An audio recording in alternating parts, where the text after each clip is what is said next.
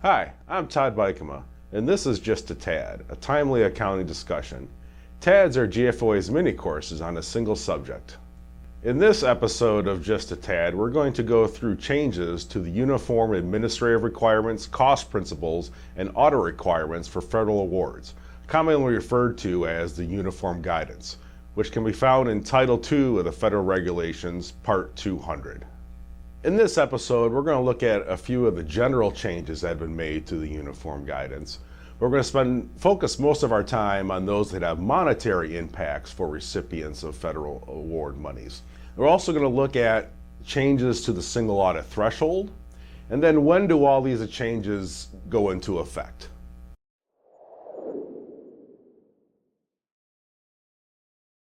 First, let's go through some of the general changes that have been made to the Uniform Guidance. The term, or the phrase they used in their grants and grants agreements has now been changed to federal financial assistance. So what used to be called the OMB Guidance for Grants and Grants Agreements has now been renamed to the OMB Guidance for Federal Financial Assistance. Another change they made was the term non-federal entity has been changed to using the phrase recipient and subrecipient. Now, those terms are used throughout the sections, subparts A through E of the Uniform Guidance. They'll say recipient and subrecipient, or they might be listed as recipient or subrecipient.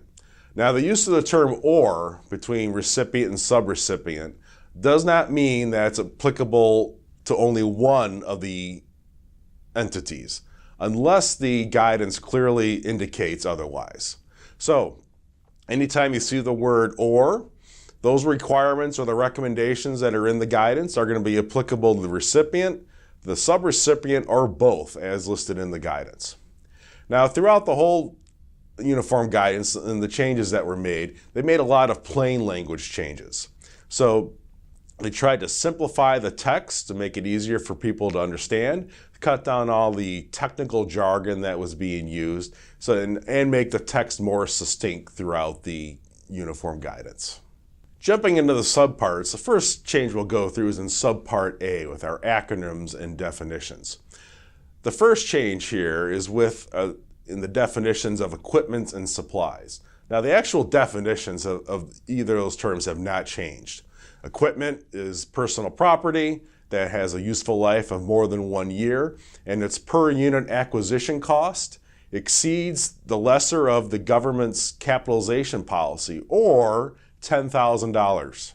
So this is a change, and this applies to supplies as well. They've increased the capitalization policy from $5,000 to $10,000 for equipment and supply. The other definition change is in the modified total direct cost. Now, the actual definition is the same. However, within that definition, they've increased the amount for each subaward from $25,000 to $50,000.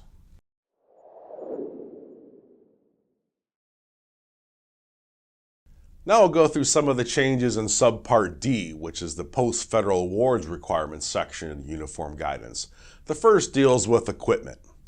A change that has been made in here is that we have the recipient or the subrecipient must notify the federal agency or pass-through entity if there is any loss to the equipment, if it's been stolen, or there's been any damage to the equipment. They have to be notified immediately of that. They've also increased the value of any equipment that can be sold or disposed of without any approval from the federal government. They've increased that from $5,000 to $10,000 in line with the capitalization policy we talked about earlier.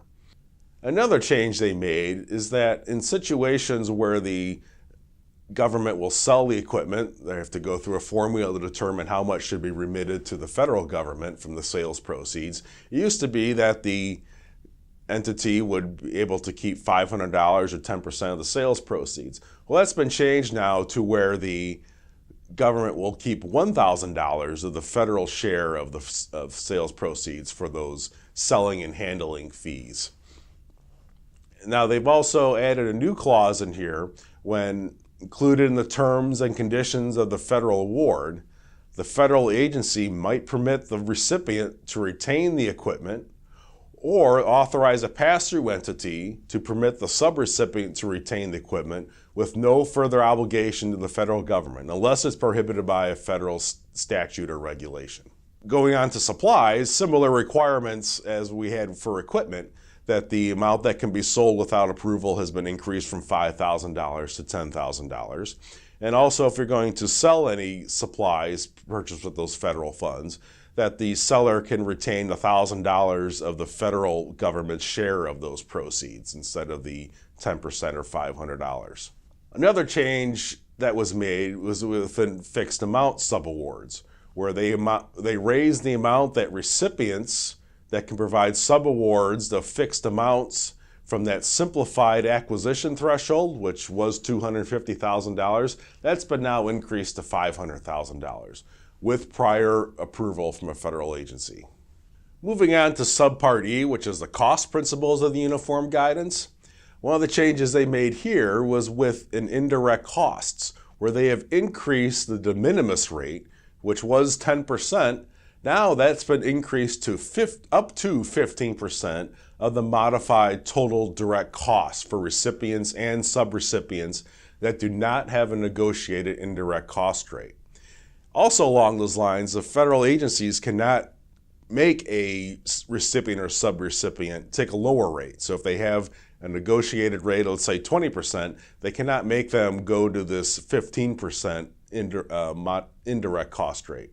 Also, for interagency services, if you have an operating department providing services to another department, they can include indirect costs in there. They've also increased that amount from 10% to 15% of the direct salaries and wages. Capital expenditures for special purpose equipment are still allowable in the uniform guidance. However, they raised the threshold for approval from $5,000 to $10,000 or more.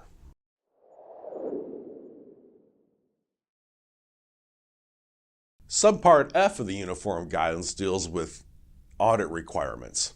They've made a big change here.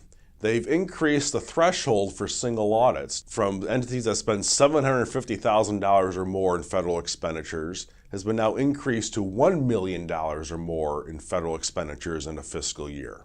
For determining major programs, they've changed the Type A threshold also to be $1 million.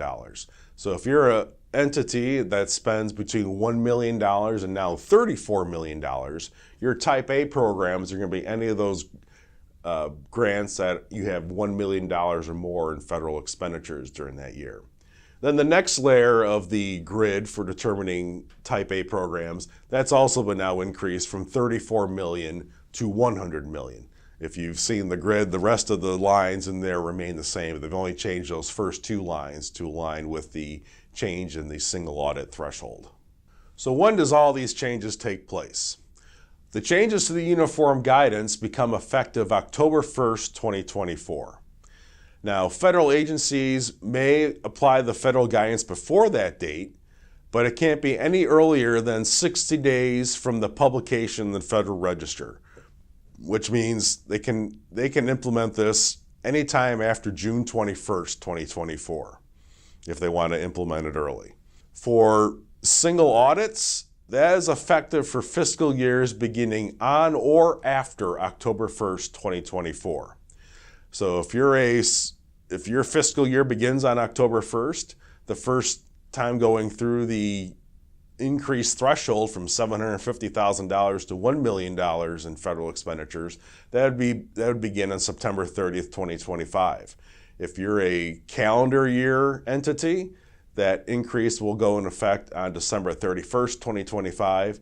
And you can see for the March 31st, 2026 and June 30, 2026 is the first year that those changes would be applicable. So if you're a June 30 year end, you will still have your June 30, 2024 audit and June 30, 2025 single audit under the rules of the $750,000 threshold.